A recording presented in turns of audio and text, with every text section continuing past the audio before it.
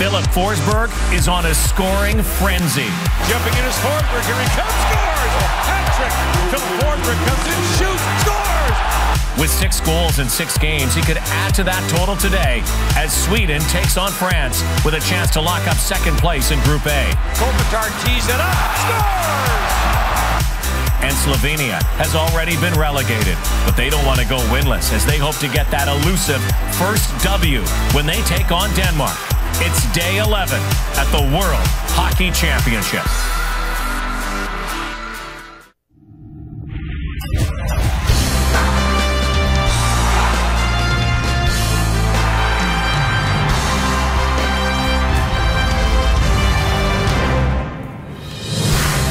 The penultimate day of the preliminary round. In Prague, it's Sweden and France, and in Ostrava, it is Slovenia and Denmark. Wrapping up day 11 at the World Hockey Championship. Oliver Ekman-Larsson getting ready to take on 39-year-old Cristobal Huet back in net for France. Big one for them, and Anze Kopitar. Everybody wants a picture with him. They need a win. Oliver Bjorkstrand, the Portland Winterhawk, just came back to the World Championships. Young player, young gun, good player. We'll talk more about him as well.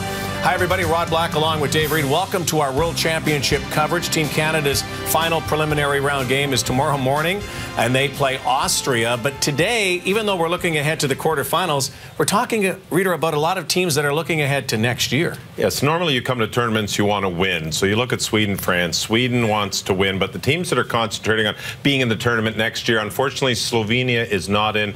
But France, who is playing Sweden, has their final game against Latvia tomorrow. They do not want to be relegated, which means they wouldn't be in the big pool. A point against Sweden in this game would be so big for France. Well, as we've seen today, we'll show you highlights later, how big these games are if relegation is in the offing. Let's go to Prague now. The men who will call the Sweden-France game, Gord Miller and Ray Ferraro, take it away. Well, since losing 6-4 to Canada, blowing a 3-0 lead in that game, the Swedes have come back and beaten Germany and Switzerland, Ray, but they haven't exactly looked overwhelming doing it. No, they haven't. I mean, they've looked less aggressive with the puck. They haven't generated anywhere near as many offensive chances and certainly not as many goals as they did prior to the loss to Canada. And some of that I attribute to mid-tournament fatigue. They lost the big game against Canada. They pretty much had taken themselves out of winning the pool. And so now you play for position. They look like a team that kind of just played the game. They knew they were better than Germany. They knew they were better than the Swiss, yet they got themselves into hot water in both games because they were outplayed. Now, the injury bug is biting the Swedes a little bit. Stefan Kronwall, their captain, won't play tonight. His status for the rest of the tournament unknown. And John Klingberg, the sensational rookie for Dallas, also won't play this evening. Much to be determined, though, even though Sweden has already advanced. They're battling for second place. They will play in Ostrava in the quarterfinals on Thursday. Their opponent still to be determined. Canada, again, could go 7-0 tomorrow.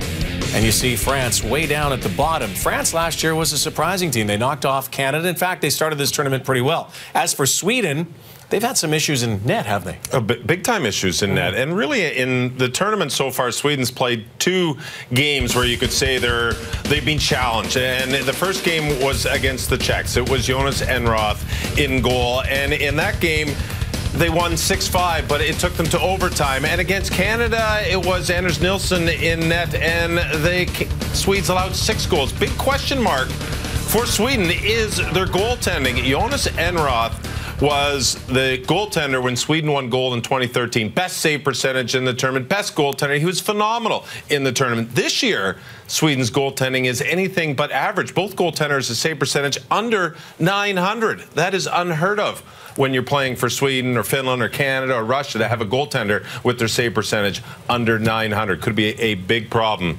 once they hit the quarterfinals. Or it could be a complete turnaround and then you just play in the quarters. We'll see what happens. Over in the other group, we saw some great results already today. We'll tell you more about them in a moment. In Ostrava, the United States, look at this logjam with Russia and Finland, Belarus, Slovakia, all battling it out for the top 4 spots. And then the showdown of the lowdown, Denmark, Slovenia, fighting for relegation. Slovenia already relegated. Let's go to Dennis Bayak and Shane Knighty to call that one. Slovenia will finish last in the B group and will have to work its way back to the World Championships, but Shane, for them, a chance to go home with a victory. Well, they've had some games in which they were in it right to the end, but couldn't find a way to pull it out. And I don't think there's going to be any quit on this team. They're led by a guy like Andrei Kopitar. He's not used to losing, so they're going to have some pushback today. They're going to want to go home with at least one victory. Denmark starts preparing for when they host this World Championship in 2018. They do have some nice young stars, and we'll see one of them again today in Oliver Bjorkstrand. Yeah, they're going to miss a lot, but Oliver Bjorkstrand in. He led the Western Hockey League in both goals and points. We watched him play the other day. He brought a little bit of an offensive dynamic to this Denmark team, and his coach in Columbus, who could be Todd Richards, who he played against, commented on how well Bjorkstrand played and how noticeable he was, so good for the young player. And for Denmark tonight with a win, a chance to jump ahead of Norway in the standings. Bjorkstrand had a lot of breakaways trying to get that goal, so the Tre Kroner against the French, Slovenia and Denmark. We'll continue to set it up when we come back. The 2015 IIHF World Hockey Championship from Prague and Ostrava, Czech. Earlier in the Czech Republic, Finland, Belarus, Pekka Rinne sitting on 3 straight shutouts. First period, 10 seconds away from setting a new tournament record. He's bumped out of position. Look at this. It hits the post, salvages the shutout streak. Scoreless into the third, and guess what, Reader? Here comes the end of it. Yes, no, don't say it. Don't say it. I didn't say shutout. Oh, I did. Oh, it is. It's like a no-hitter. It is like a conversion. 237 minutes, though. Later, period. Rinne, look at this. Oh, larceny. Oh, my goodness. Save of the year. Save of the tournament. Finland's still perfect on their penalty kill because of that. Shootout. Jussi Jokinen, Mr. Shootout, wins it for Finland. 3-2. Rinne was great again. Over to Group A. Germany, Austria. Austria potentially facing relegation, entering in last place in Group A. Austria leads 2-1 late in the third. Patrick Reimer's shot finds top shelf. This one needs a shootout. Reader, Konstantin Kamerek. Patrick Kanish, come on. Oh, yeah. I think he should have 2 jock straps on that play. Yeah, he did that twice in this tournament. Here are our starting goalies, brought to you by Chevrolet. Find new roads. Well, Jonas Enroth for Sweden is trying to find his way in this tournament. Like I said, was fantastic in 2013 with the gold medal. Cristobal Huet, 18 years between starts, ties Timmy Thomas's records in the World Championship. Unbelievable. And in the other game, Slovenia, we've got Gasper Krochel is starting. He plays in Allsvenskan in the Swedish second division. Sebastian Dahm is in goal for Denmark. It's his second World Championship. Slovenia's lost 15 straight at the Worlds. It's got to end sometime. Maybe against Denmark, Sweden and France in the other. Enjoy. Good evening and welcome to Prague in the Czech Republic on this Monday night. Sweden and France battling in Group A at the World Hockey Championship, and there's something at stake for both teams. For Sweden, trying to walk down second spot in this A group, while for France, an earlier result today with Austria recording an overtime win over Germany drops France into last place in the group with 1 day left to play. So the French need points either tonight or tomorrow afternoon against Latvia to avoid being relegated for the first time since 2006 at the World Championship. And again, they'll be without Stefan Da Costa, their most talented offensive player, although he didn't play against Canada. And Coach Dave Henderson got 3 goals from his French team. Par Martz has seen his Swedish group kind of flatten out after the loss to Canada. They had a 3-0 lead and beaten Germany and the Swiss in their subsequent games that really haven't been very sharp. With Stefan Kronwall and John Klingberg out, the Swedes are down to 6 defensemen. They cannot add anyone else to their roster. They're at the full complement of 22 skaters. And now Louis Eriksson tries to shovel that towards the goal. Cristobal Huet back in net for the French after not dressing against Canada. And now a centering pass from Lander. And that shot fired high and wide by Oliver Ekman-Larsson. So Ekman-Larsson, who plays a lot for the Swedes to begin with, figures to play even more tonight with a short defensive bench. France has beaten Sweden once at the World Championship. That was in 1937. And a quick shot on Jonas Enroth taken there by Damien Fleury, who scored the late goal to tie the game against Canada. Fleury can really shoot the puck, and on a line with Antoine Roussel, who has struggled offensively in this tournament. In the tournament last year, he had 6 goals. Yeah. And so with the injury to DaCosta and the rather silent offensive tournament for Antoine Roussel, the French, who have just 8 goals in their 5 games, really struggled to get on the board. Two of their better offensive performances came in losses, especially the 4-3 loss to Canada. Now Lindstrom sends it across. Oscar Moeller with a quick shot, and Huet got a piece of that. Cristobal Huet is having an amazing tournament for the French. Save percentage of .952. Leads all starting goalies in the tournament. He's allowed 4 goals on 83 shots he's faced so far. Set up the Austrians earlier is brought in by Matthias Ekholm. And Ekholm tries to spin that back. Now Ekholm back with it, shoots, and Huet gets a pad save on that. Huet made his World Championship debut 18 years ago for France. That ties the longest span of World Championship appearances. He and Tim Thomas. Now a centering pass just missed by Jimmy Eriksson as Victor Rask was standing in front. Long shot by Daniel Rahimi. So Rahimi back in the Swedish lineup with some injury problems. Rahimi had been sidelined by the Swedish coaching staff in favor of others. There's a look at Huet as the pass goes across the front of the net. He's always down in that butterfly. He gets down early, covers the bottom of the net. Gord, you're right, he's had an excellent tournament, but he didn't play against the Czechs and he didn't play against Canada either. Right. They've kept him out of those games. At 39 years old, there's some validity into making sure he's fresh for the games they feel they can win. And then a tough turnaround tomorrow, Ray, should they fall tonight in the game they have to have against Latvia. That's a 4:15 local start after 8:15 tonight. And that all probably goes into Dave Henderson's planning of when to play Huet and when to play Florian Hardy, their backup. Neither of whom played the game against Canada. That was Ronan Kevene, who played very well in that game. Elias Lindholm in, shoots, and Huet down again, as you mentioned, makes the stop.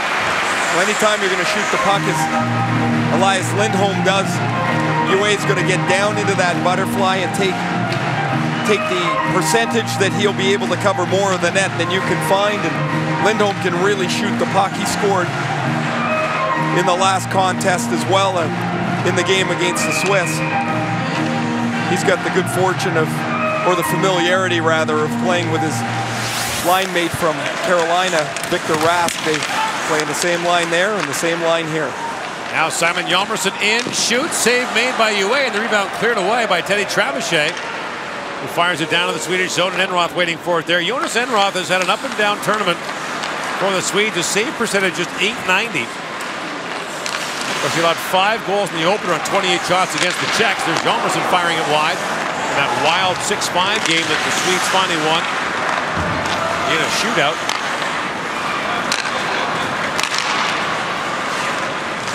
Florian Shakashvili sends it down to the Swedish zone. Last year, Sweden beat France at the World Championship in Belarus by a score of 2-1. And again, Cristobal Huet, who upset Canada in that tournament, or led the French upset of Canada, was terrific against the Swedes. Huet also authored a tremendous upset win for the French 2 years ago at the World Championship in Stockholm as they beat the Russians.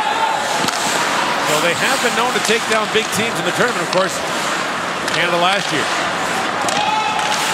Ekholm with it. Lost the puck from him, now Matthias Ekholm gets it back. And while the Swedes are down to 6 defensemen, and there is the fact that they are 2 of their better defensemen in Kronwall and Left ball, a long shot, the rebound not cleared, and Ekman-Larsson has it. And Klingberg being the other, they're used to 6 defensemen. It's not that big a deal for them. Where it might matter is once they get past this end of relegation, or end of preliminary round games that you get into the quarters and the semis and you want your best boys in the lineup. In comes Clef Bomb, a shot that was tipped by Antoine Roussel defending, and he knocked that just wide as Yue was going back the other way. And now the French ice the puck 4 minutes and 45 seconds into the first period. Clefbaum's just going to risk this at the net, and a heck of a tip by Roussel. There's nothing that Yue is going to be able to do about it. Fortunately for the 39-year-old Yue, the puck hits the side of the net and goes aside.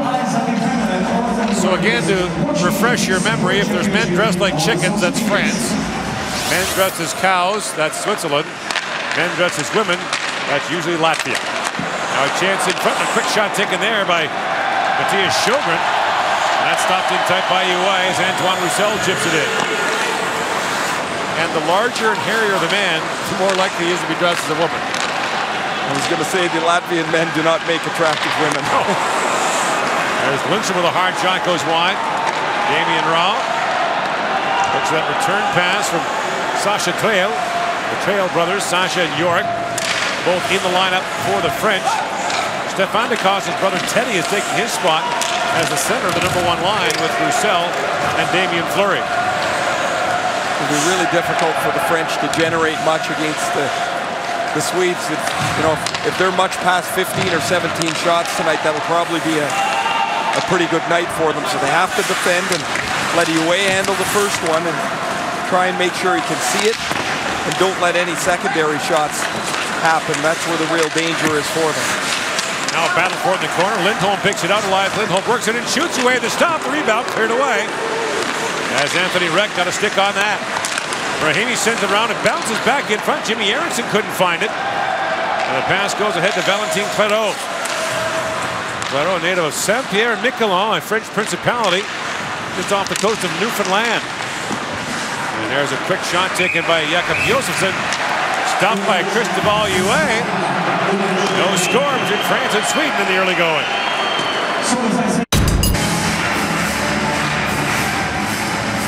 13:45 to go in the first period. Sweden is going to be an unfortunate victim, it would appear, of the IIHF rules.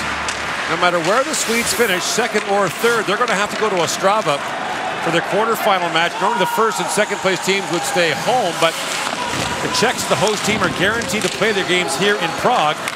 So even if the Swedes finish second, they'll have to play their game in Ostrava on Thursday. It's more than a little bit of an inconvenience. They're going to be the team traveling. They're going to play against somebody that has been in the same spot for 10 or 12 days. They're going to play in an arena that they likely have not seen before. Now centering pass for the speedy Damien Fleury, who comes in. Fleury peels back in the corner. Was looking ahead for Kevin Heckefoil. Now a long shot taken there by Nicholas Besch. Besch wearing a full face shield now after being struck in the face with a puck in the game against Canada.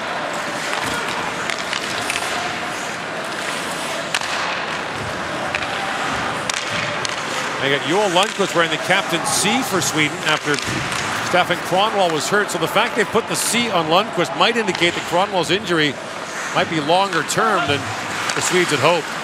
Right, if it makes you think, unless they felt they needed to have a captain today, but you could have just let it go. Josefsson centers it, goes back to Petter Granberger's shot, and Yue makes the stop, and again hangs on. 7 NHL seasons for Cristobal Yue, played for the LA Kings, Montreal Canadiens, Washington Capitals, Chicago Blackhawks, and in Chicago became the first French-born and trained player to get his name engraved on the Stanley Cup. And shortly after that, Chicago allowed him to leave and go back and play in Europe. At the time, that made him salary cap exempt, much the way teams used to hide players in the American League, which they could no longer do. Chicago had all kinds of cap problems after that 2010 Stanley Cup win.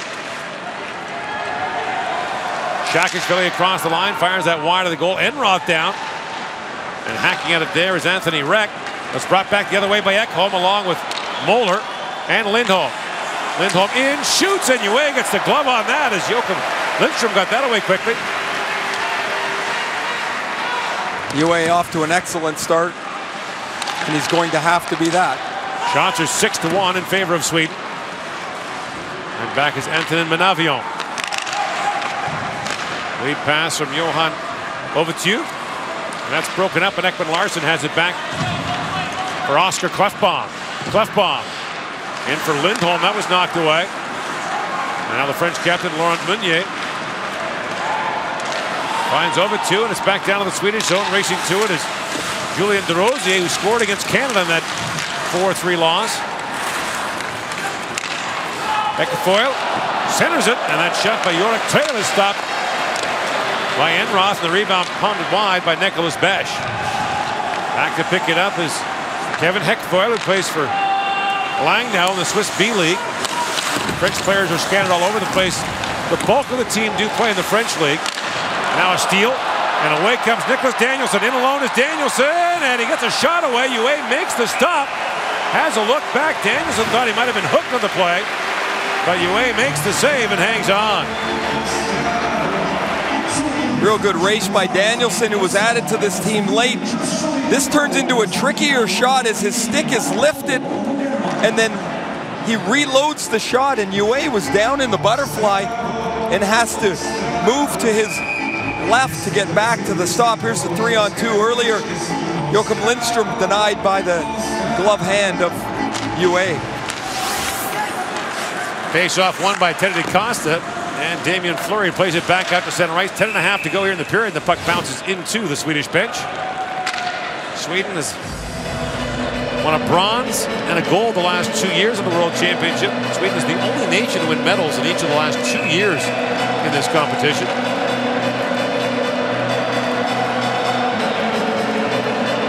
Real changing of the guard for the Swedes, not just here, but at the Sochi Olympics last year.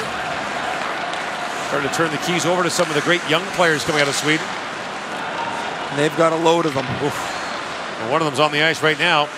Philip Forsberg, the 20-year-old, who scored 26 goals for Nashville this year. Centers it. That's fired wide by Lander. This has been a really good line since they were put together for the Swedes. Lander and in between Louis Eriksson and Forsberg. A little bit of a slow start to the tournament for Eriksson, but he's got 8 points now. He and Forsberg both had hat tricks in the tournament in the first 2 periods of a game. The modern day record for goals in a game of the World Championship is 4. It's been done 9 times. And those 2 players both had more than 20 minutes to try to equalize it. Forsberg, in fact, had his hat trick in the first 31 minutes of the game against Austria. Anthony Reck plays it around, and of course, on the second to last day of the opening round of the tournament, math becomes a major part of the equation, especially where the French are concerned in the battle to avoid relegation. Possibility of a 3-way tie between Austria, France, and Latvia. As Hjalmarsson brings it in, Simon Hjalmarsson stripped of the puck by Manavion.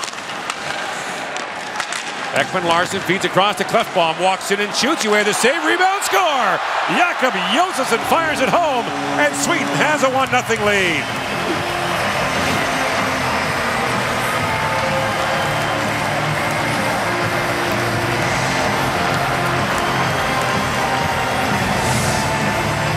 Josefsson second of the tournament on the rebound. The French don't clear the puck out of the zone. It goes up to the wall. And as Hjalmarsson is taken across the front of the net, Meunier is slow out of the corner and then races to the front, but he leaves Josefsson behind him. The blocker stopped by UA, and Jakob Josefsson puts it away. And the Swedes have a 1-0 lead 11 minutes in. 10-1 to the shots on goal and a 1-0 lead.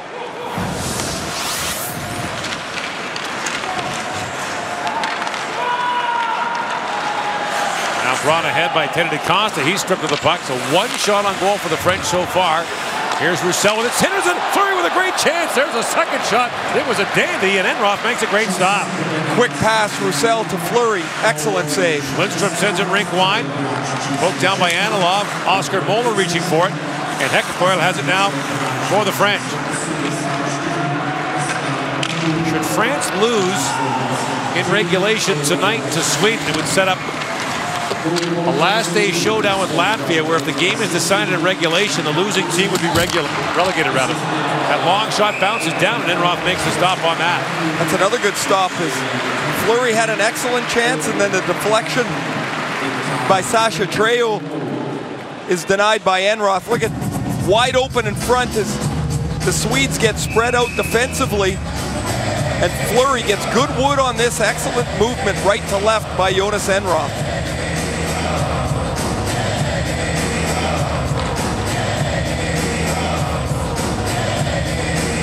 Oliver Ekman-Larsson with his 8th assist on that Swedish goal. He now leads the tournament in assists. And he's been shooting the puck a ton as well. You might expect for a guy who scored 23 goals in the NHL, he's going to lead all D. Real good release. He gets rid of it quickly, and anytime a forward thinks he can block the shot, he's so mobile he ends up building his own shooting lane. Sasha Treo had a good chance there for the French. Now picks the puck up in the corner.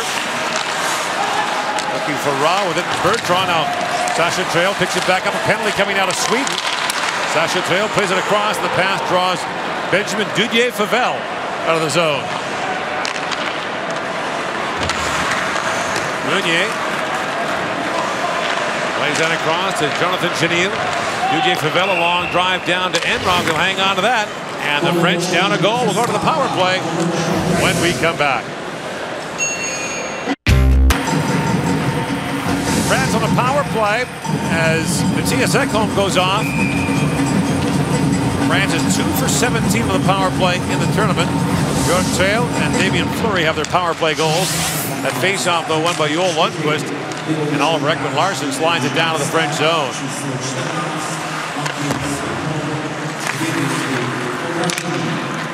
Lundqvist, whose brother Henrik is a big part of the story in that Rangers Capital Series back in North America. Going to a 7th game thanks to his heroics in Game 6. Rangers didn't have a shot in the last 14 or so minutes. Amazing to hold on. Now, look out. Klefbom knocks it ahead. Moves in one-on-one with Heckefoil, and Klefbom got muscled off the puck for a moment, gathers it back up. On the wall he goes, and it's played all the way back to Jonas Anilov. Anilov plays for Modo in the Swedish league. Head for Eriksson, and that's knocked away. And the French not getting much on the power play here as they're hemmed into their own zone. 6.5 to go in the opening period, a minute to go in this power play. And the rink-wide pass for DeRosier knocked away. Eriksson feeds it back, and Anilov flips it way up in the air and back down to the French zone. Nicolas Besch has played in Poland the last several years. Now Besch back with it. Jumps it across the line, gets around Jimmy Eriksson. Klefbom races back for it. To the line, but not out to Rosier. A long shot, put it just wide. And Ekman-Larsson to the line. Besch back with it for Sasha Treo. And Klefbom feeds that to the blue line and out. 15 seconds to go in the French power play. And Huet out to play it, which has always sent shivers up the spine of coaches and teammates alike. They like to help, but sometimes they just cannot play the puck. Less is more. Yes. I've played with a great many goaltenders where the defenseman would tell them, thanks for the help, but just stop it and let us come and get it. As Huet does there with Simon Hjalmarsson bearing down on him. So Jakob Josefsson with the Swedish goal, his 2nd of the tournament. Takes the rebound of a nice Oscar Klefbom wrister. Huet can't handle the initial shot as the traffic wandered by him at the moment when the puck came to him, and the Swedes celebrate their first goal tonight. 29 goals in 6 games in less than a period for the Swedes, and they generate a lot of it from the back end. They can score, and they have scored from the blue line. Their defense is mobile, and they get into the play.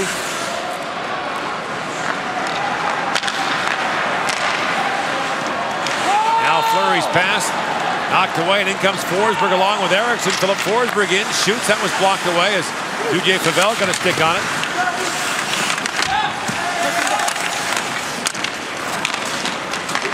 battle for it, picked out by Forsberg.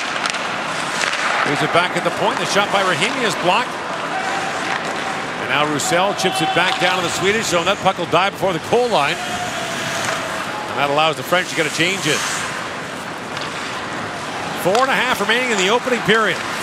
Oliver Ekman-Larsson snaps that pass ahead for Jimmy Eriksson. Knocked around and picked up by Teddy Trebuchet. Trebuchet was in the penalty box for boarding when Canada's Jordan Everly scored the go-ahead goal in the third period against France.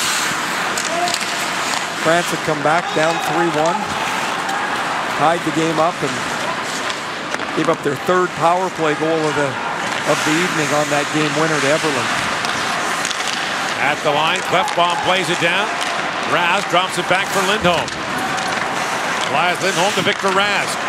Rask back for Lindholm from a sharp angle down to Rask, who spins. Backhand shot. Oh, Eriksson was alone in front, and the pass went through his feet. Now Klefbom back with it. Down he goes to Rahimi. And Rahimi was tied up there by Raw, and the Swedes will get a power play as Damien Raw goes off with a hook with 3:34 to go in the period. I mentioned that just a moment ago that the French gave up 3 power play goals to Canada. This will be the first time shorthanded as there's the hooking penalty to Damien Rowe. Jimmy Eriksson's going to be parked at the side of the net, and the Rask feed goes right through his feet. Really good cycle for the Swedes on that last shift.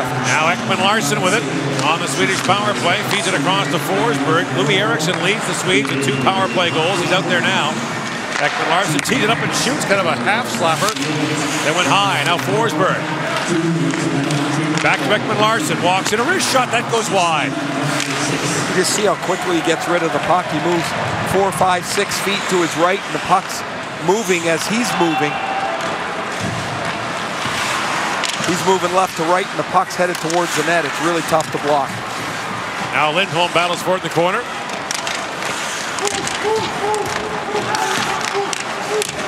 In there as well as Eriksson. And finally, Louis Eriksson picks it out, drops it back to Ekman-Larsson.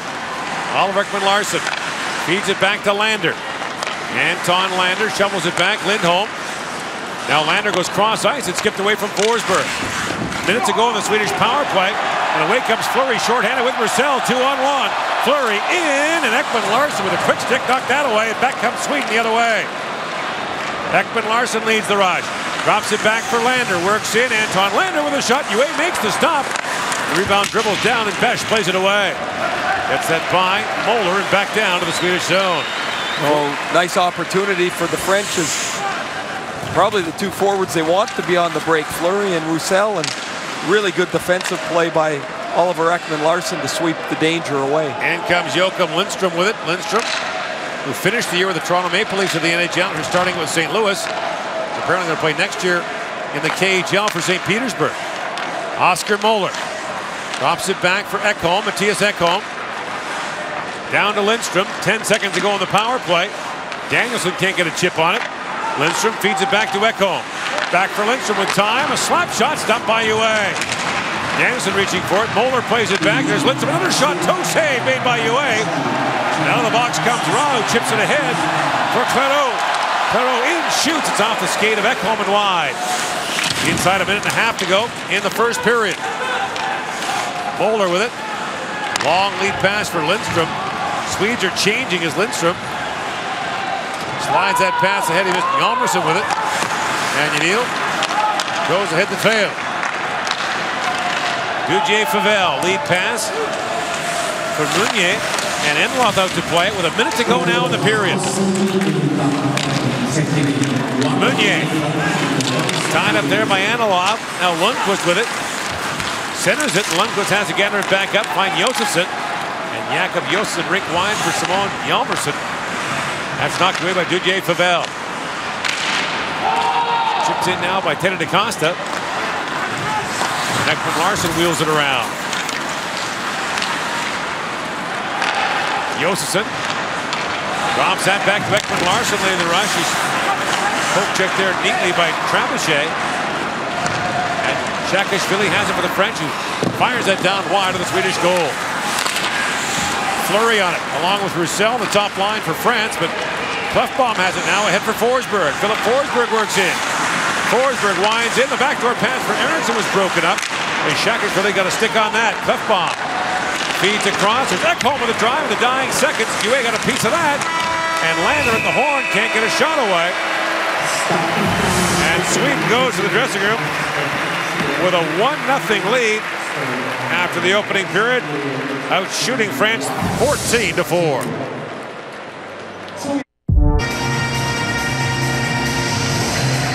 Team will start this second period 5-on-5 after a first period in which everything, Ray, was close except, or was one-sided except the score.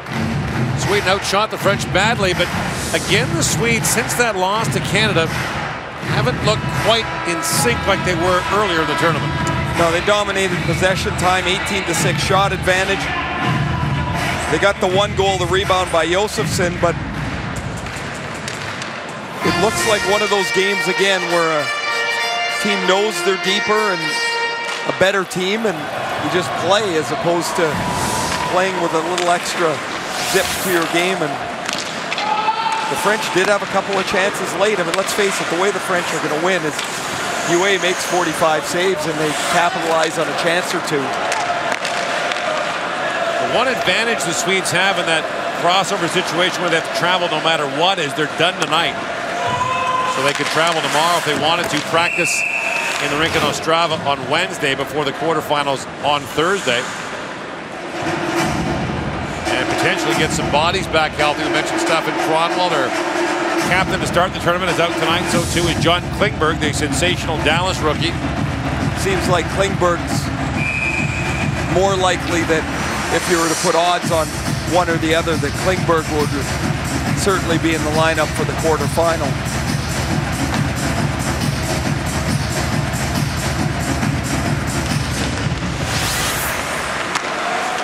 Puck won back to that long shot taken by Nicholas Best. They score! The rebound bounces down in front, and Damien Fleury ties this game at 1. Fleury's been clutch for the French. Scored a big goal to tie the game against Canada in the third period. Now it's 1-1 here, 34 seconds into the second. Good battle on the puck for Fleury initially, and then the initial shot is stopped by Enroth. The rebound's going to bounce off of Oscar Moller's stick right onto the tape of Damien Fleury, and his 4th goal of the tournament beats Jonas Enroth, and 34 seconds in, there are the French tied at 1. And Ray, the other point to make about that goal was that Antoine Roussel, who got called for crease violations a couple of times earlier in the tournament, stayed out of the blue paint, but still shielded Jonas Enroth. The trick, right, to get there, to get to the point and not take one extra step, and Roussel was in there, it seemed like half of the first game. Here you go again for France. Drop back to Rahimi, along wrist shot bounces wide. The French dropped to last place in Group A after Austria recorded a shootout win over Germany earlier in this arena.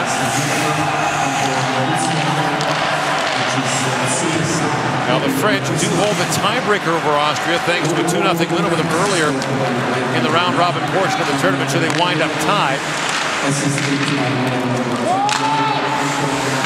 Of course, France still has a game against Latvia tomorrow with enormous implications for both those countries in terms of relegation.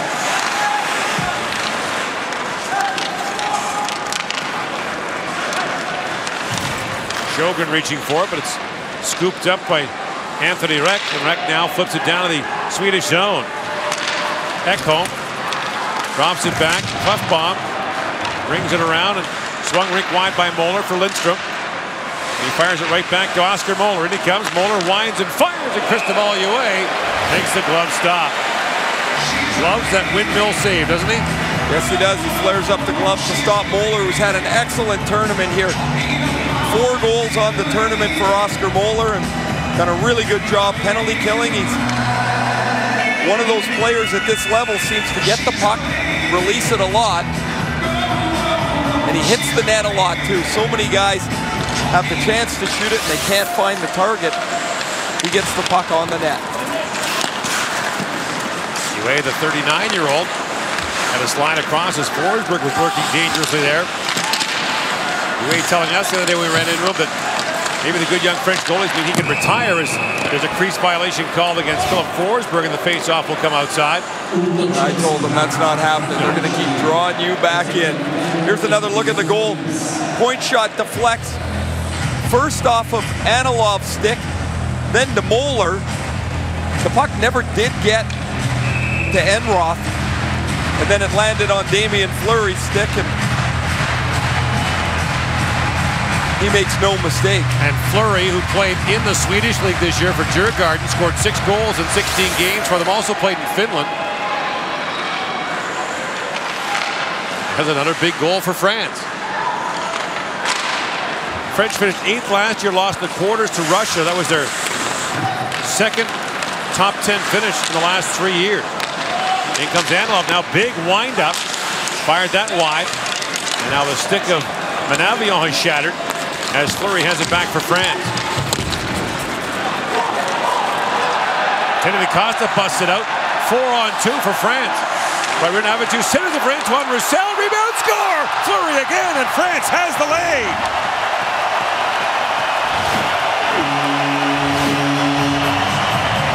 Two and a half minutes apart. Damien Fleury has scored twice.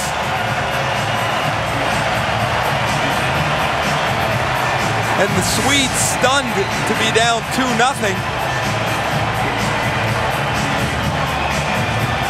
Man advantage break again for the French. It's happened 3 times already in the first 3 minutes. Initial shot is stopped.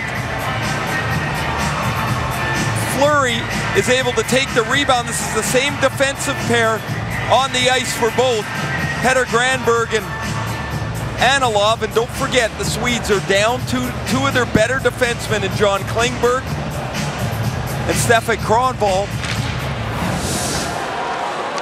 And 2 players that might not be in the lineup on a regular basis, Granberg and Anilov, are down, or on the ice rather, for both goals. That clearing attempt hit the linesman right in the face. Play continues though. And Ekholm has it for it. Remember last year, Sweden won 2-1 in a hard-fought game at the World Championship in Minsk. So this is something of a stunning result. Not a final result yet, but you got to think, watching the out-of-town scoreboard, that people are wondering what's going on in Prague. 2-1 France with the lead. Damien Fleury with a pair of goals. Now has 5 in the tournament.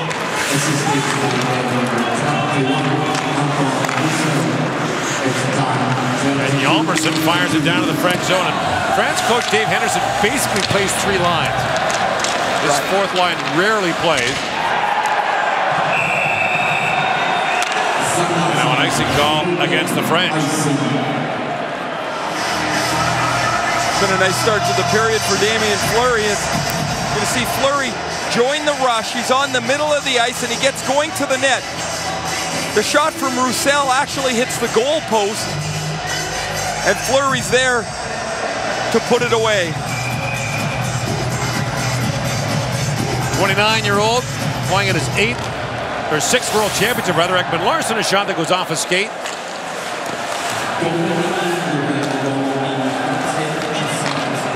So no points coming into the game for Antoine Roussel. He's got a couple assists here in the second period on both of Fleury's markers. And here they come again. Slid right on goal by Anthony Reck. And the French have scored on their first 2 shots of this second period. The French scored a couple of times in the third period against Canada, 35 seconds apart. Tonight they scored 2.5 minutes apart. And Dave Henderson's team's in the lead. Henderson's a Winnipeg native, been coaching the French national team since 2005. He was a player in the French league for more than 20 years, from 1975 to 1996. Primarily in the French league.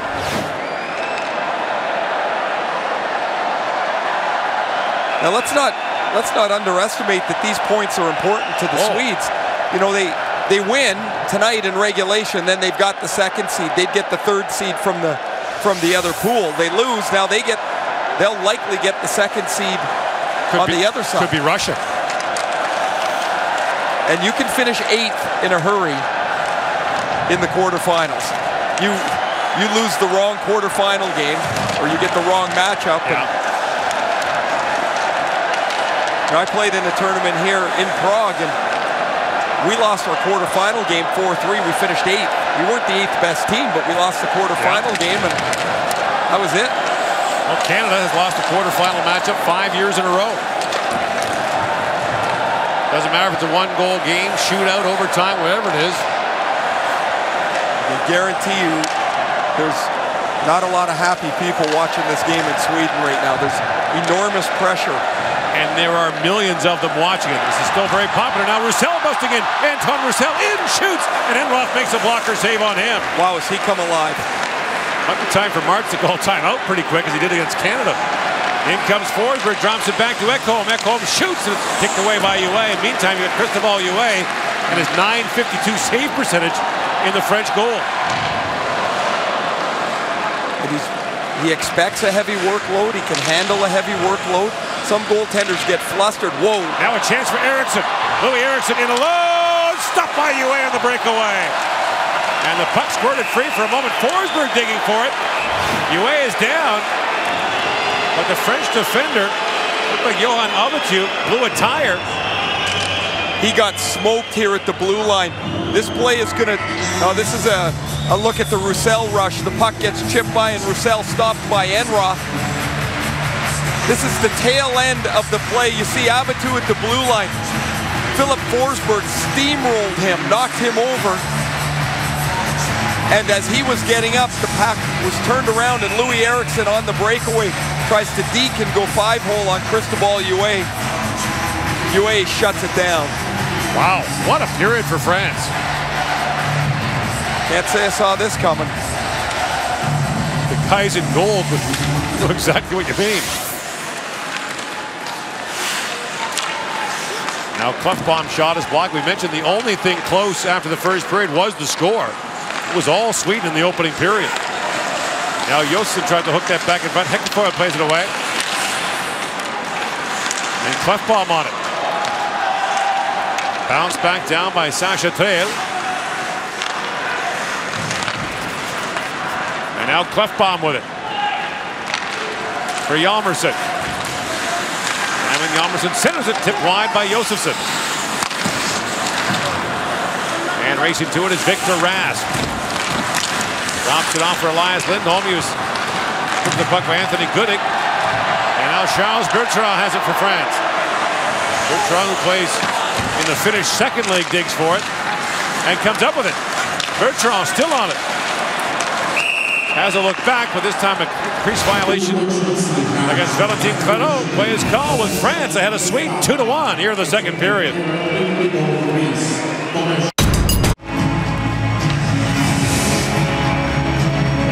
Well, a long way to go here tonight. But should the French gather 3 points for regulation win in this game, their fate tomorrow would be set. They could not be relegated. Oh, look how Lindholm slammed to the ice as he's knocked down by Saakashvili. There's the glass. You don't see it very often, but that rounded portion of the glass. And now, shot out by the French, and this is going to be a delay of game penalty against Saakashvili. Just to finish the thought that Lindholm benefits from where the glass used to be squared off at the end of the players' bench. It's now rounded, and he got smoked into the boards, and then Saakashvili ends up shooting the puck into the crowd, and the Swedish power play that's got 6 power play goals has a chance to even the game up here.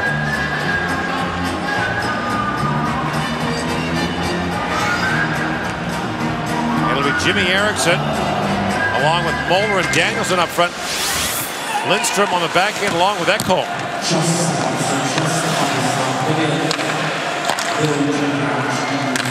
Round it goes to Lindstrom. Feeds it back to Ekholm. Lindstrom back with it. Ekholm at the point. Moeller set up for the one-timer. Ekholm plays it across, and Moeller has it skip away from him. Now Ekholm swings that rink wide for Lindstrom. He got bumped off the puck hard by Abithieu. Now the puck held by the Swedes as Moeller. Down to Eriksson, back to Moeller. Across he goes to Ekholm. Lindstrom with it. Waits, winds, and shoots, deflected, and Yue makes the save on that. And the French able to clear it down, and now we'll see the top guns for the Swedes as Forsberg steps on along with Eriksson and Lindholm. Lander up there as well. Ekholm with it. He'll make his way off as Ekman-Larsson will come on. In comes Forsberg with it. Philip Forsberg pulls it back. Plays it around for Lander. 45 seconds to go on the Swedish power play. Lander. Back to Ekman-Larsson. Long shot. That drifts wide. Forsberg on it, but knocked away from him by Kevin Heckfoyle. Ekman-Larsson winds ahead now for Sweden. Drops it back for Forsberg. Philip Forsberg. For Lindholm, he's stripping the puck by Raw, and Damien Raw plays it out. 20 seconds to go on the Swedish power play. Eriksson works his way in. Drops it back to Ekman-Larsson. There's it back in the slot. Raw knocks that 2 to line to the point, but not out. Lindholm kept it alive. Now fed back to Ekman-Larsson along wrist shot. That was blocked by Trail. Now Sacha Trail makes his way off the ice as the penalty. Saakashvili is over. You see belief building. You see hope building for the French. Almost halfway through this game. In comes Forsberg, a shot. He fired it wide. No shots on goal for Sweden on that power play. And Forsberg makes his way slowly off as Jakob Josefsson has it. Bang back to Granberg, across to Ekman-Larsson. Ekman-Larsson, his shot tipped on goal by Lundqvist, just wide of it. And now Yanino plays it ahead. And a chance now for Anthony Reck busting in, a sharp angle shot, and Enroth makes the save on that.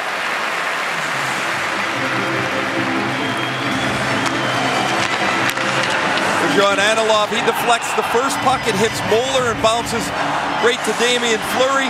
Then Anilov standing right on top of Jonas Enroth, and Fleury puts the rebound in. See the frustration as the two defensemen, Granberg and Anilov, had been on for both goals, and down to 6 defensemen. There's no options for Parmarts on the Swedish bench. And that pair on the ice for both to see if they see much of them the rest of the night. Ekholm picks it up now, shovels that rink wide for Lindholm. Elias Lindholm drops it off for Ekholm, working in. York Trail all over him. The loose puck bounces in front, and Lindholm couldn't corral it. Yue was down. Midway point now of the second period. France with a 2-1 lead. Rahimi lays that down to Lindholm. Elias Lindholm drops it off for Rask. Victor Rask in and shoots. That's blocked. And Rask plays it across to Rahimi. Down to Eriksson. Jimmy Eriksson back to Victor Rask. Finds Rahimi, who slaps it around. And now racing up is Danielson, or Ekholm rather, trying to hold it. That's played down to Lindholm. Loose at the side of the goal. And now Ekholm back with it. Walking out as Lindholm shoots, and again the glove save made by Cristobal Yue. Lindholm can really shoot the puck, and Yue has made a couple of terrific glove saves here in the second period. He walks into the middle of the ice, and Yue makes the stop. Gordon, I'm watching Lindholm on the ice. I think he's a terrific young player. If you take all the good parts of Alexander Semin and get rid of the rest of it, you got Elias Lindholm. Terrific hands, really good skater, excellent shot, except he works hard. So the part of Semin that you can't fix, the not working hard part, Lindholm has. He's a terrific young player. And the contract that kills your team. That was a lottery win. Yeah, for 7. Yes. Did they present him with one of those big checks? No. They should have. Centering pass for Moeller, chipped back to Ekman-Larsson. Oliver Ekman-Larsson, a Moeller a long shot. Yue fights it off through the traffic. And Antoine Roussel chips it ahead. Now Fleury trying to pick it out, and Moeller had to be careful with Damien Fleury looking for a second period hat trick. Moeller comes in, lifted high in the air by Meunier.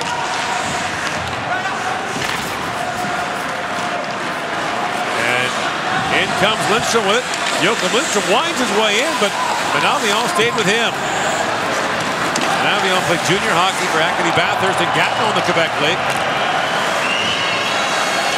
And Peter Granberg has it. Granberg was a late ad for the Swedes after his Toronto Marlies got knocked out of the American Hockey League playoffs. Played a few games for the Maple Leafs this year, but most of the year in the AHL. Anton Lander drops it back. Anthony Gooding steps in front of him. Picked up now by Damien Rau. In come the French 3-on-2. Heckefoyle with it. A backhand shot. Knocked away by Enron. At the point. Held by Bertrand, long shot that was blocked by Granlund, or Granberg rather. Forsberg has it now for the Swedes. Philip Forsberg, high in the air to Louis Eriksson, who bats out ahead, but it's knocked down by Jonathan Janil. Heckefoyle. Up ahead to Clairaut, who fires it wide on it quickly. It's Anthony Gooding for France. The French have been the quicker team here in the second period, Brett. They've had an excellent period. I mean, they're certainly energized from the goal 35 seconds in. But they've been far more aggressive getting onto the puck and putting pressure on the Swedish blue line, which is where they generate so much of their offense from. Shots are 4-3 France here in the second period. Ekholm in across the line now. Had that knocked down by Janil. DJ Favell lost the battle there to Joel Lundqvist. Back he goes to Klefbom. Oscar Klefbom a long shot. That's cleared away by Janil. Lundqvist fires it around. Ekholm racing to it. 6:45 to go in the second period. Hjalmarsson leaves it there. Now Hjalmarsson wins the battle for the puck. Feeds it back to Klefbom out of his reach and back down to the Swedish zone. France begins a change as Roussel comes on. Antoine Roussel swings back and banks it across. Now a long shot in. Roussel negates the icing. He gets there first. The bouncing puck for Teddy DaCosta. And DaCosta battles in the corner for it along with Klefbom. They get spun around. DaCosta back on it. Klefbom tied up as DaCosta stepped it in. Roussel comes in to help out. DaCosta with it. Centers it. Enroth got a stick on that. Ekman-Larsson with it. Roussel sent flying. And Rask has the loose puck now for Sweden. Victor Rask works in. Fans on the shot. Now feeds back to Ekman-Larsson. Drops it back. Granberg fans on. Chance now for the French breaking in. 2-on-1. In comes Sacha Trail. Trail in. The shot goes right on. Fleury tapped it wide. That pass by Trail deflected right down on goal, and Fleury almost had that second period hat trick. My gosh, this period's been a nightmare for Granberg. And now the shot by Navion's blocked. It was his fan shot that led to that 2-on-1. He's been on for the 2 goals. And now a penalty coming. The French Charles Bertrand will get it for burying Oliver Ekman-Larsson. And Sweden's back to the power play when we come back.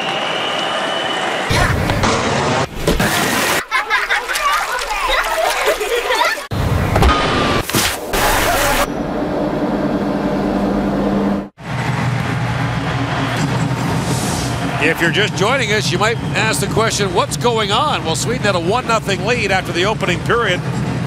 Outshot France 18-6 in the first. But France scored early in the second period. It was goals 2 minutes apart by Damien Fleury to give France a 2-1 lead here in the second period. Now Sweden's back on the power play as Charles Bertrand goes up and they score! Forsberg shot fires it home. That was a tip, is the question. But regardless, the Swedes have tied it at 2. And he doesn't take long to get rid of the puck. The power play goal for the Swedes, their 7th of the tournament. And Forsberg's tournament-leading 7th goal himself. Face-off win, and Forsberg's going to come right to the top of the circle and release it. Look how quick he shoots that. Did Eriksson touch that? It almost, we'll get a better look at it here. Look at that release by Forsberg. Nope, right through.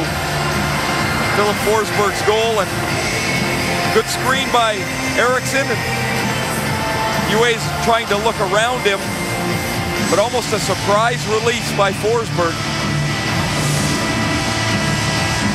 They're going to have a look at this now. There's the horn sounds at the scorekeeper's table.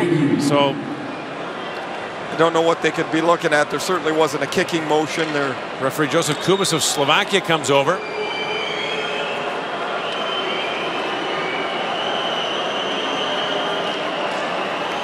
So a 2-2 game now, presuming this goal stands. No, didn't touch anything there. Doesn't touch anything there because it ends up in the far corner of the net. Right.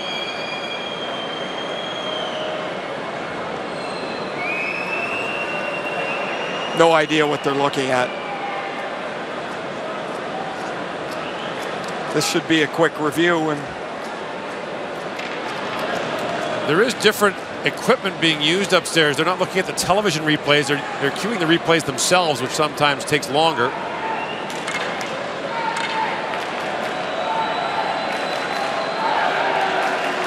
But a momentum killer, this long review, regardless. As they thought Eriksson moved his skate to direct the puck in, but no, here we go. But the trajectory of the goal didn't, or the puck didn't change. All right, so a momentary delay, and we do have a 2-2 game with 5:08 to go in the second period. And Philip Forsberg is carrying right on to the World Championship where he left off in the NHL regular season and playoffs. Don't forget, he had a hat trick against Chicago in the first round. On the day it was announced that he was not a Rookie of the Year finalist. In a post-game interview, Forsberg, who's not shy, said it did bother him he wasn't a finalist and he wanted to prove some people wrong. Well, he can prove people wrong for a lot of years. He's a terrific young player. And you even a shot like that, Gord, is such a confident shot to take. There's not many guys that are just going to shoot it from there. But such a quick release. He knew he had the screen, and UA couldn't pick it up, and the Swedes have it tied. A player that you first saw at the World Junior Championship and liked right away. There's just not much not to like. He's a good size. He's physical. He can really shoot the puck. And look at this group of young. Look at all alone in front. Sjogren drops it back. What a stop by UA on Moeller. Couldn't believe Sjogren didn't shoot it until it was Moeller there. Now Lindstrom walks in and fires. It looked like UA got a piece of that to knock it wide. Roussel on now. Plays it back down to the Swedish zone. And that won't be icing. 4:15 to go in the second period. I was just going to mention you've got, Lindholm and Forsberg and Rask that are on this team of young forwards for the future. You can add Gustav Nyquist. So many, their defense is loaded with mobility. Erik Karlsson's not here. Yeah. Oliver Ekman-Larsson. We've got Klingberg who's not playing. We've got Clefbaum. The page is slowly being turned here in Sweden for the next wave of players. And Anaheim's got a whole slew of good young Swedes. Do they ever? Jakob Silfverberg is among one of them. Look at that shot by Moeller. Quick release on the Sjogren pass. Cristobal UA reads the play, gets across. And I love the shot of Moeller as it ends up so close to the ear of UA. It's not out to the glove. We've seen UA make two really terrific glove stops, but he's able to shrug that one aside.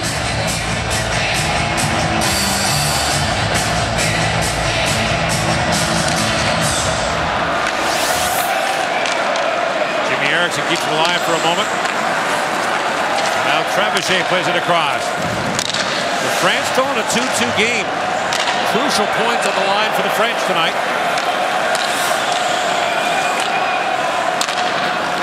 And they got the quick turnaround for Latvia tomorrow. Almost a breakaway pass there for Anthony Reck. But Ekman-Larsson brings it back for the Swedes. Jackasvili stays with him. And Lindholm battles for it.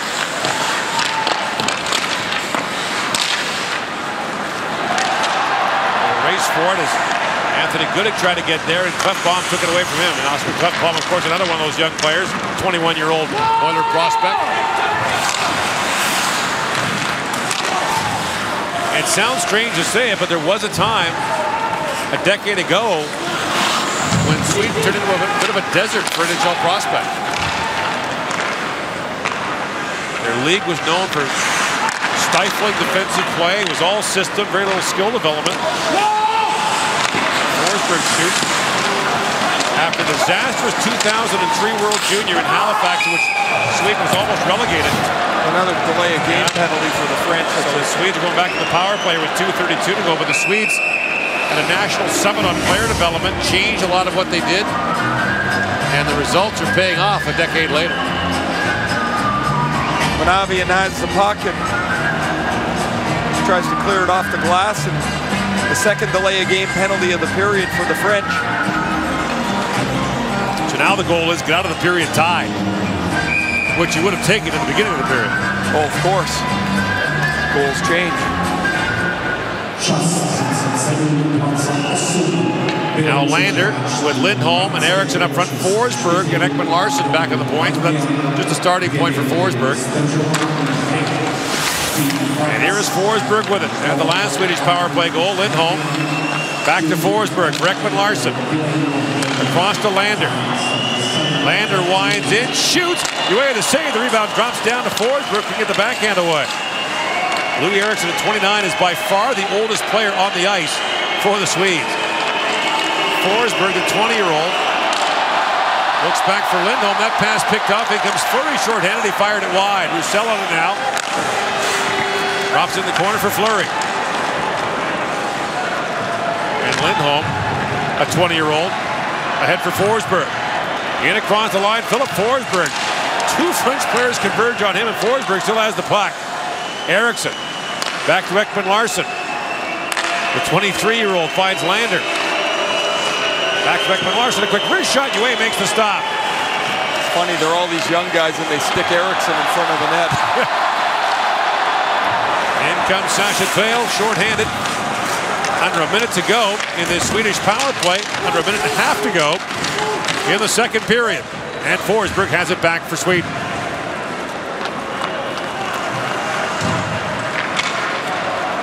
Forsberg for Lindstrom.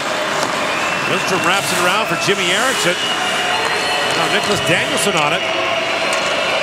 Danielson getting a rare shift here in the period. It's on the power play. A minute to go. There's Moeller with a shot, and Uwe makes the stop. Or there it is again. Moeller just doesn't miss the net very often when he shoots it. You would think it's not that hard. The net doesn't move, but some guys just can't get the puck on the net. Of the things Brett Hull did so great was he had a wonderful shot, of course, but he didn't miss the net very often. Odd angles, didn't matter. He was able to get the puck on goal. He once took a shot on a teenage goal. He was on the ice at the Joe Louis Arena, and the kid dove out of the net when Paul shot it. He said, "Don't worry, kid. If you don't move, it won't hit you." Ekholm flips it in. 20 seconds to go in the period. It's back to 5-on-5. Played back for Klefbom. Looks down for Hjalmarsson. Simon Hjalmarsson plays it back for Klefbom. Cross he goes to Ekman-Larsson, who holds the line. Dying seconds. Josefsson with it. And Josefsson, who has one of the Swedish goals, walks out, waits, try to center it, and the horn will sound. And France and Sweden will go to the dressing room. Tied at 2 after 40 minutes of play here at the World Hockey Championship in Prague. Every bottle. Jonas Enroth allowed 2 goals on 8 shots by France in that period. Cristobal Uwe allows 1 and 11. The shots are 29-14 overall in favor of Sweden, but it's a 2-2 game after 40 minutes, Ray. Talked earlier about the formula for a French win, about 45 saves from Cristobal Uwe and an opportunistic offense. Well, they had a couple good chances, and fortunately for them, they were on the stick of Damien Fleury. He doesn't miss either of them. He's got 5 goals on the tournament, and Uwe another strong period in the French net.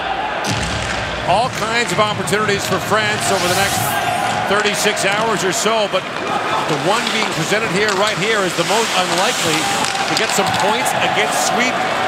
Right now, France is in last place in Group A, in danger of being relegated. As Lander comes in across the line, he shoots, he fires it wide. And the French close out against Latvia tomorrow afternoon. We know the Germans cannot be relegated. Eriksson tips that wide to the goal. So it gets down to Austria, the French, or Latvia. And Austria with a big shootout win over Germany this evening. As Forsberg winds his way and shoots, that was blocked by Menavion. And Meunier plays it out for France. Now Forsberg busting in with France, changing Forsberg, and scores! Philip Forsberg has two, and Sweden's back on top. I hope we can get this back far enough to see why Forsberg had a breakaway. Menavion blocked that shot, and he was hurt. He's limped his way towards the French bench, and as he's moving to the bench, because of the way the too many men penalty is called, nobody can come on. There's Menavion. Look, he's blocked the shot. Now he's going to slowly get to the bench. Forsberg turns on the quick up. There's no French defenseman coming. Finally, Nicolas Besch is going to come off the board, but he can't come too early or it's going to be a too many men on the ice penalty, and Forsberg wants to go over the glove, but as it turns out, it goes between the glove and the pad, and Forsberg's terrific World Championship continues. Another 2-goal performance, and he's got 8 on the tournament. In 7 games.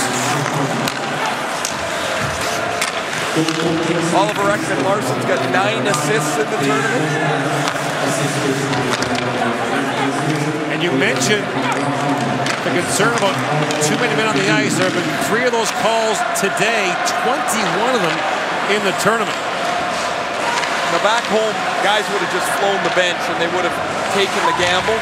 Here it seems, well, not it seems, it is. Guys are way more careful about when they get onto the ice.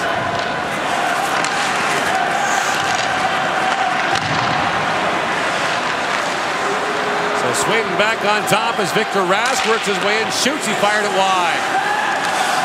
For early goals in the second and third period. The Swedes score here, and now in comes Lindholm with a shot, and Yue knocks that away. Anilov with a shot. So Anilov and Granberg are back out there for the Swedes after a nightmarish second period. They were on the ice for both Damien Fleury goals. Granberg rages back. That'll be an icing call against France. So 2 goals, 5 minutes of playing time apart for Forsberg. The power play goal, and then this quasi breakaway early in the third period. And Philip Forsberg has 8 goals. And there's a change coming in Nashville with Forsberg, Kevin Fiala, the first-round pick, with Seth Jones. This team that could never score, all of a sudden can. So you've got Matthias Ekholm, Seth Jones, Roman Josi, Shea Weber, Ryan Ellis, a mobile, explosive defense, but now you're adding some people up front. Forsberg and Fiala, the 18-year-old who got 11 goals this year in the American Hockey League in just 33 games. And with the game changing to skating and skill, Nashville's going to have some real good pieces in place. And they got a pretty good goaltender who just set the World Championship modern record for shutout minutes in Pekka Rinne. Now the center pass, Ekman-Larsson with a quick shot, save made by Yue. The bouncing puck got away from Eriksson. Ekman-Larsson feeds for Forsberg, a quick shot. Yue makes the stop on that. Forsberg gunning for his second tournament hat trick. Wow, he doesn't take very long to get rid of the puck. No. Forsberg, of course, acquired in a trade by Nashville from Washington for Martin Erat. And walking is Ekman-Larsson with a shot. He scores! Oliver Ekman-Larsson, the highest scoring defenseman in terms of points in this tournament, now has his second goal, and Sweden opens up a 4-2 lead. Good luck from Louis Eriksson. Goes cross seam and Puck control is solid. Eriksson stops up and he goes across to Ekman-Larsson, and he gets UA up over the glove, and a goal and 2 assists for Oliver Ekman-Larsson tonight. And that power play goal, Gord, back to Philip Forsberg. It was on the second delay of game penalty of the period to the French. The Swedes took advantage. Now they stretch out the lead, and that'll be it for Cristobal UA. They'll take him out of the net. This is a good move. Yeah. They'll take him out of the net. They play tomorrow at 4:15 against Latvia. That's the game for them now. This was a surprise to be tied at 2. But now it's 4-2, and you can get him a half an hour of rest here. I think it's a good move by Dave Henderson. So 2 goals in 2.5 minutes for the Swedes. Oliver Ekman-Larsson now leads the tournament in points with a goal and 2 assists tonight.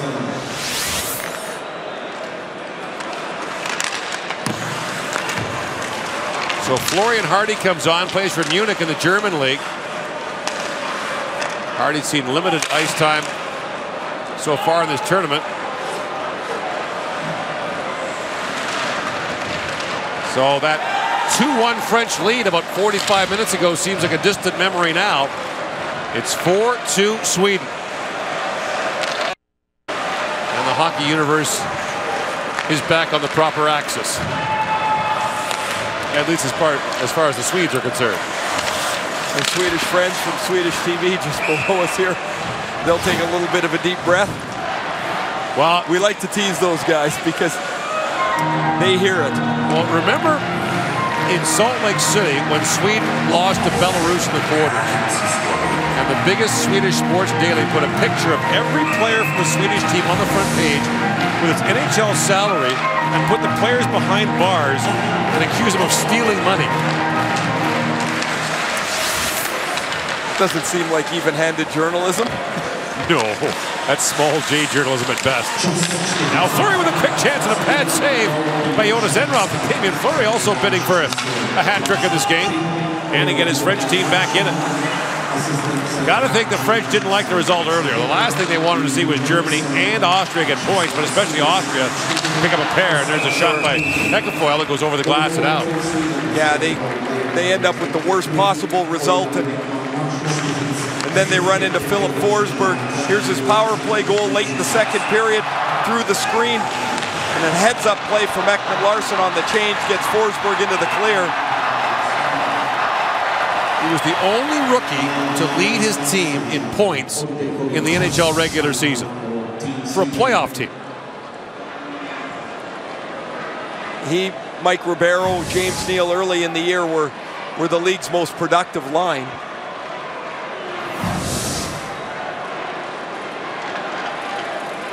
Parmarts calls his timeout. See Peter Popovic to his right, the former NHL defenseman.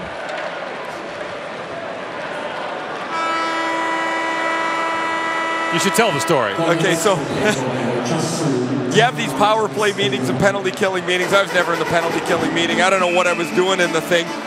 And Peter Popovic is playing for the other team.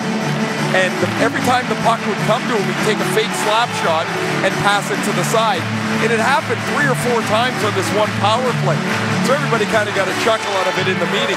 Well, he does it during the game, and our bench just about fell over. Like, that's what we scouted on Peter Popovic, was the fake slap shot. Well, at least he was consistent. He was. The last penalty killing meeting I went to, I don't even know. Yeah, you must have taken a wrong turn down the hall or something. No, I got there early. The power play group was next. Oh, I just had a good seat, so I just sat there.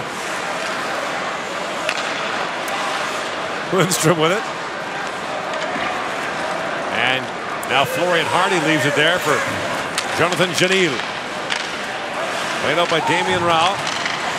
An interesting scenario comes into play here, starts to loom over this tournament. And that is, what happens if the French get relegated this year? They're co-hosting the 2017 tournament with Germany. Now, Germany is where the medal round will be played, so the primary host can't be relegated. But could the secondary host be relegated, is the question. And what if the French get relegated this year and don't win Division B? And the answer is? No one seems to have an answer for that. Of course not. This is a bit like the conversation last year at the World Junior when Finland was in danger of being relegated and is the host team for next year's tournament. Now, the idea that the host team can't be relegated is only at the World Championship for men. Not the women's, not the World Junior, any other tournament. So what would happen if France got bounced down this year and didn't win promotion next year? Could the World Championship be held in France without the French? It doesn't seem, I mean, anything's possible, but it doesn't seem like a very productive business plan, does it? But think about it. Say Germany got relegated last year, but was allowed to survive because they're a host team. So if you kept 2 teams in because they're the host, no one would be promoted from Division B. Why would you have that tournament? And you wouldn't know, because that shot's fired wide by Rahimi, until next May.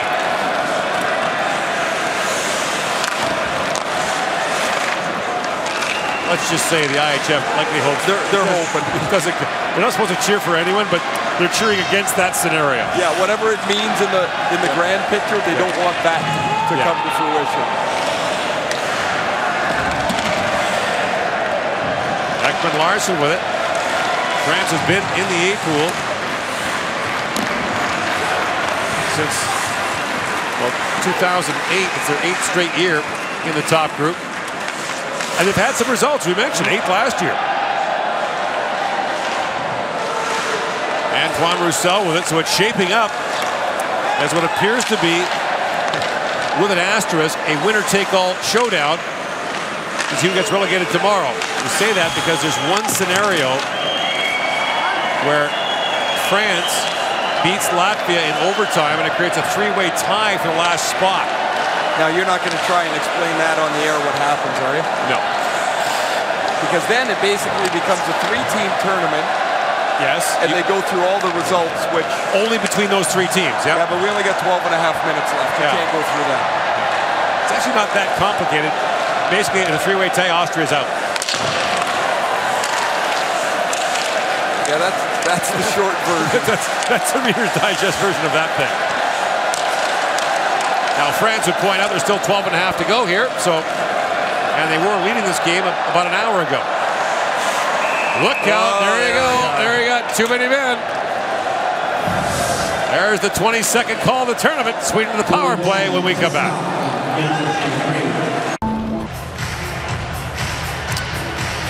So France's call for too many men, and Sweden goes to the power play with 12:13 to go here in the 3rd period.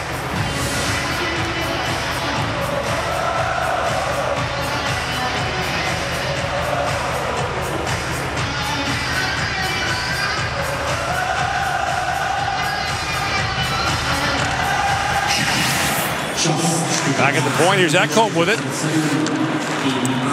No Philip Forsberg to start this power play. Lindstrom plays it back, takes the return feed.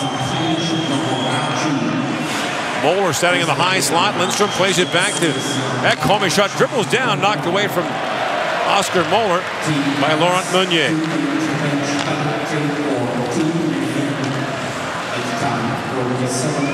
The 22nd 2-minute man in the ice penalty called in this tournament. And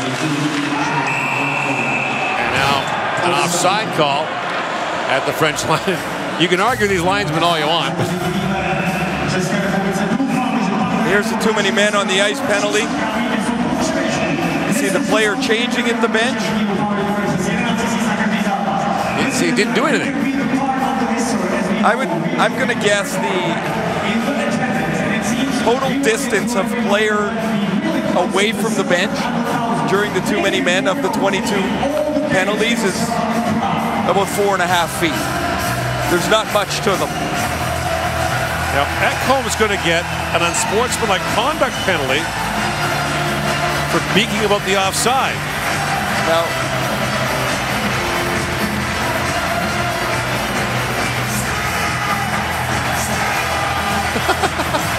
I am really glad these guys didn't officiate in North America when I was playing. Yes. Because I think it's just a 2-minute minor. I thought it was one of those misconducts that we saw early in the tournament to Hager from Germany. If they were, you'd be back right in the family concrete business and trail.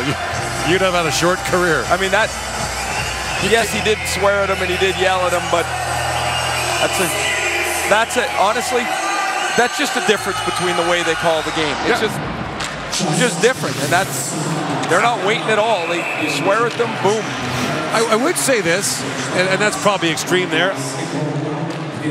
It used to be that if coaches yelled at officials, they get tossed from games. No, that never happens. It never happens now. Right. Like, since when is it okay to just run off a string of profanity against an official? Depends how bad the call is. That's a good point by you. I'm having this conversation with the wrong person. Yes, so you'd say 10 minutes is a reasonable length of conversation for a stream of profanity to an official, but you do learn as you get older that there's probably better ways to go about certain arguments, and there's certain arguments that are best left for another day. Who are you? Anton Lander brings it across the line. He's brought down by DaCosta. That's going to be a tripping penalty on Teddy DaCosta. Oh, Philip Forsberg's licking his chops over on the Swedish bench. It's going to be a 4-on-3. He's going to pole vault over the boards to get on. Not on yet, though. Ekman-Larsson back across. Lander's shot was blocked. Here's Clefbaum, a drive that broke his stick, and now a bullet shot by Moeller goes wide. Ekman-Larsson back to Moeller. Clefbaum gets a new stick. Ekman-Larsson works it across, but that's chipped away. And now the Swedes will go on the power play with 10:40 remaining in the third period.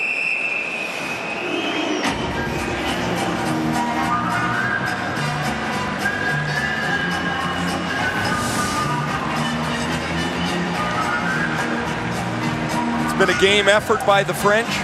They had the 2-1 lead. There's the Teddy DaCosta tripping penalty.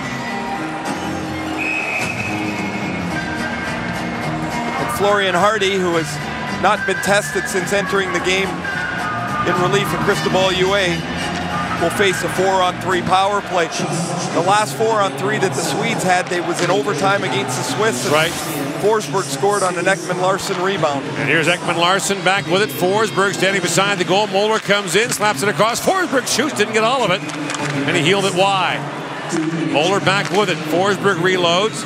Ekman-Larsson brings it in. He fires. Hardy rather, the save as Eriksson's digging forward, and Forsberg couldn't quite reach the loose puck.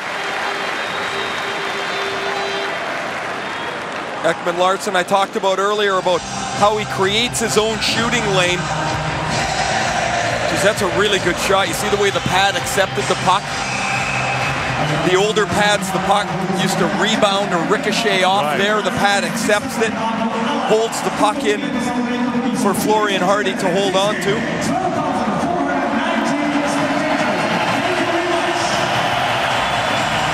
$12,500 here on this Monday night for Sweden, France. Tomorrow night, the joint will be jumping. Will it ever? Literally jumping. The Czechs playing Switzerland. Lindstrom in, shoots, deflected away, and Ekman-Larsson has it back. Now Bertrand comes back on, so it's 4-on-4 for 30 seconds. Moeller tries to center it. Abitue pokes it ahead. And a chance for Charles Bertrand, fresh out of the penalty box. Bertrand works in, fires, and Enroth knocks that away. Past the midway point of the third period, Ekman-Larsson with it. Cross he goes to Lindstrom. Joachim Lindstrom works in. Ekafoil took that away. Ekman-Larsson holds the line. Oliver Ekman-Larsson. Gorgeous move. Move finds Moeller in, shoots, that's blocked. So now Ekholm steps out. Sweden back on the power play here for 55 seconds. In comes France, short-handed. Abitue trying to center that puck, and Ekholm has it.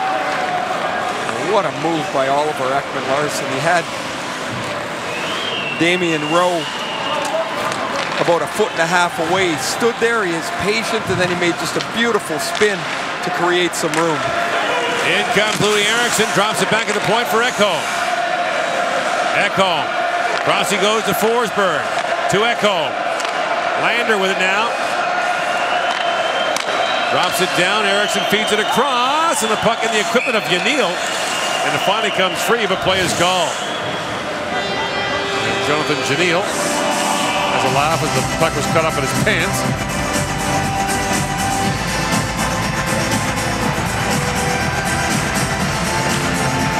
So Sweden, with a win tonight, would move to 16 points.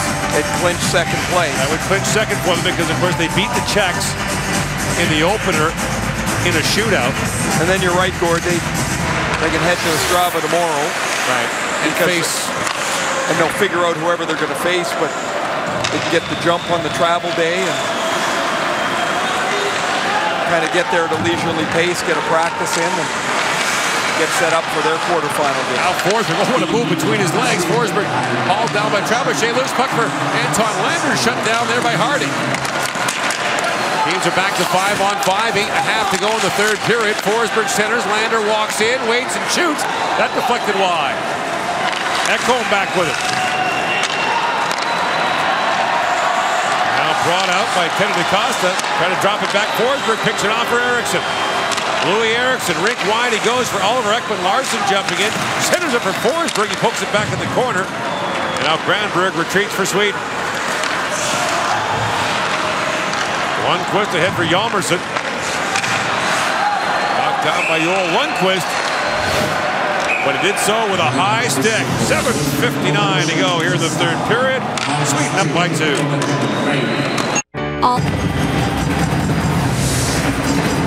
4-2, Sweden with the lead, 7:59 to go. In the third period, this was a 2-1 game in favor of France until late in the second period when Sweden tied it up, or early part of the third period when Sweden tied it up. And there were some eyeballs and eyebrows in funny positions watching Sweden trailing the French 2-1, but last year was a 1-goal game between these two. Eckerfoil lifts it high in the air, back out to the Swedish line. Granberg back to pick it up. There Granberg swings it across to Mattias Ekholm through the middle for Elias Lindholm. Petter Granberg chips out ahead, and Lindholm goes off on a change as Jonathan Janil picks it up. Finds Kennedy Costa. DaCosta trying to wind his way in, but Daniel Rahimi stood him up at the line and stripped him of the puck. Janil. So now, French coach Dave Henderson is starting to use some of his lower-end players. They've got to reload for a 4:15 game tomorrow afternoon against Latvia. He's already taken Cristobal Ue out of the game. So Henderson's starting to turn his attention to the game that will decide it all tomorrow against Latvia.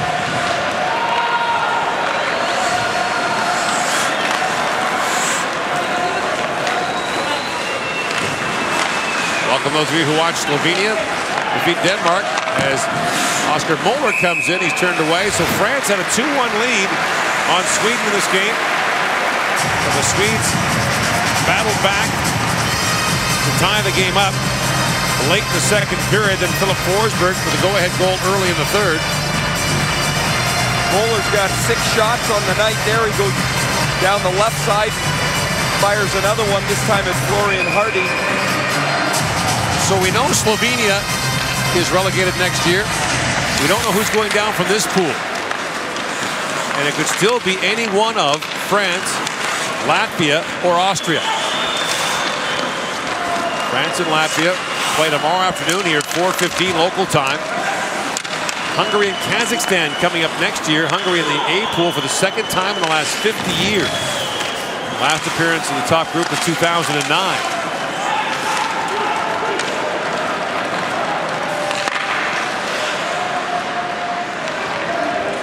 Right now, it's France in last place in Group A with 3 points. Latvia has 4. Austria has 5. There is a possibility of a 3-way tie. Should France beat Latvia in overtime, as a quick shot by Oscar Klefbom is topped by Florian Hardy, who's come on to replace Cristobal Ue in the French goal. In that 3-way tie scenario, Austria loses out. Klefbom, who's got a couple assists, walks into the play. Nice read on the Forsberg cycle. Hardy with the glove stop.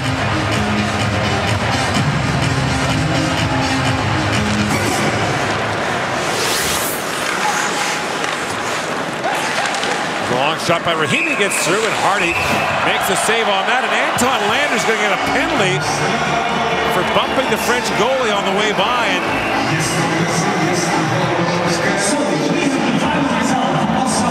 no is the answer back. And the point to the penalty box.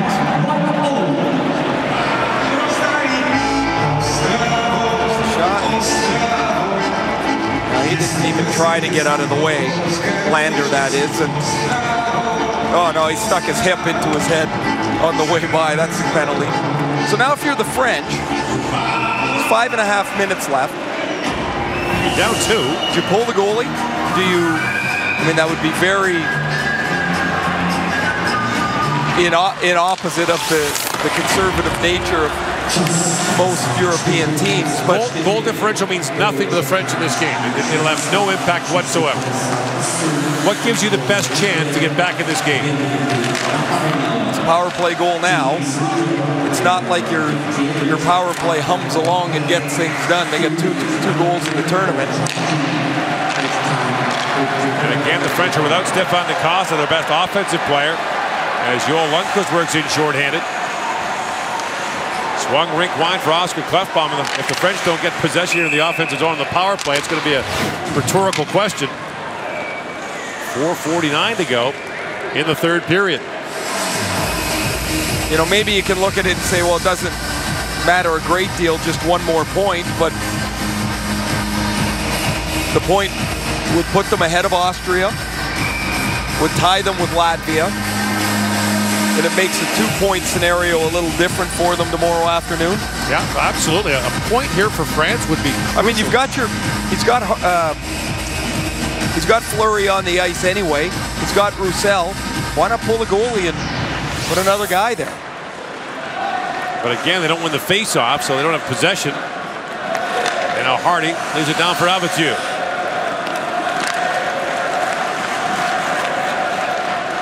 Abatieu gains center ice, fires it down. And Hardy remains in the French goal for now. Roussel banks it around, and the puck fired right back down. Under a minute to go in this power play. In comes Roussel. Drops it back for Fleury. Fleury lost the puck to Sjogren. And now Sjogren tries to work in. Fleury stays with him step for step. 40 seconds to go in the French power play. Fleury plays it across for Hekefeld.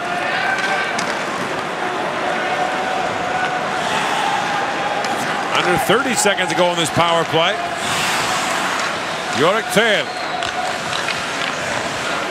on the near boards. Trying to center it, and DeRosier couldn't get the one-time shot away. Jimmy Eriksson banks it out and back down to the French zone. Julien DeRosier drops it back for Kevin Hekefeld. Long lead pass for DeRosier, who is in behind the Swedish defense, but Ekman-Larsson knocked it down. The penalty is over. In comes Rask for it now. Rask gets tied up, and they're going to call the penalty a trip on Yorick Trail with 3:20 to go in the third period.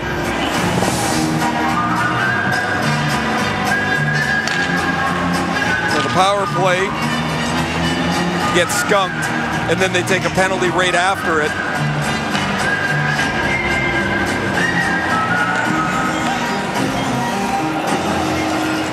By the way, in the dying moments of the Denmark-Slovenia game, Denmark was called for too many men. 23. I'm telling you, this is the puck over the glass from 2 playoffs ago. Fire up Jimmy Duthie. Fire up James Duthie in the 2-minute of the ice song.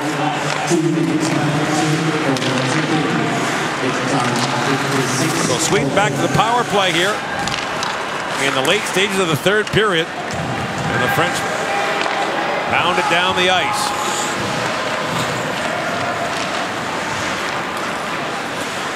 Ekholm swings it back for Lindstrom. Rink wide, he finds Eriksson to Moeller, back to Jimmy Eriksson. Moeller to the point to Ekholm. Rossi goes to Lindstrom. Joachim Lindstrom down for Eriksson, back to Lindstrom. Joachim Lindstrom sends it across. Muller with a quick shot, and Hardy makes the save on that. His arms are going to be sore.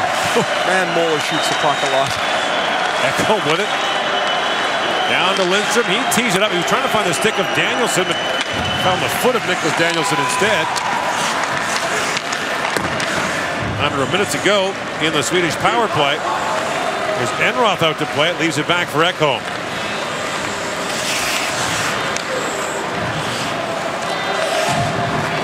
So Sweden, 2 minutes away from clinching second spot in Group B. Who they'll play in that quarterfinal game remains an open question, as the U.S., Russia, and Finland are separated by 1 point. And Belarus still in that mix as well. Lander in, shoots and fires it wide. Slovakia still with a chance to catch Belarus for the last playoff spot in that group. Drop down, the puck played across for Lander by Eriksson. So the top unit back on the ice for the Swedes on the power play, and it's played back down to the Swedish zone with under 90 seconds to go in the third period. Teams are back to 5-on-5. Rush plays it around, but Ekman-Larsson on it. Picked up now by Nicholas Pesch. Hardy remains in the French goal as Bertrand plays it around.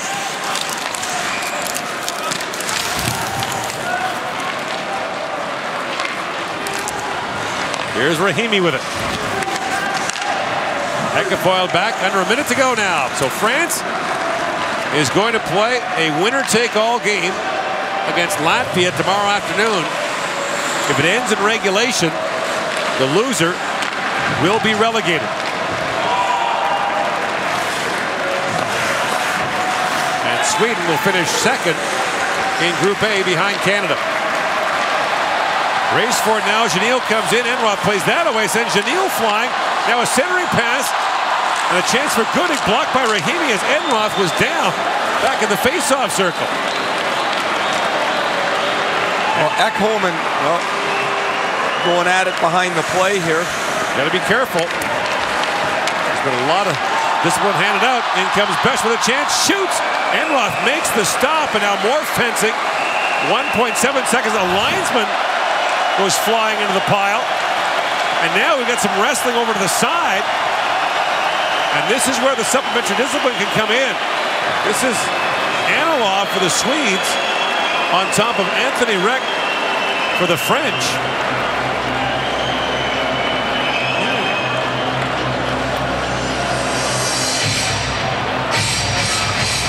So with 1.7 seconds remaining, penalties being handed out.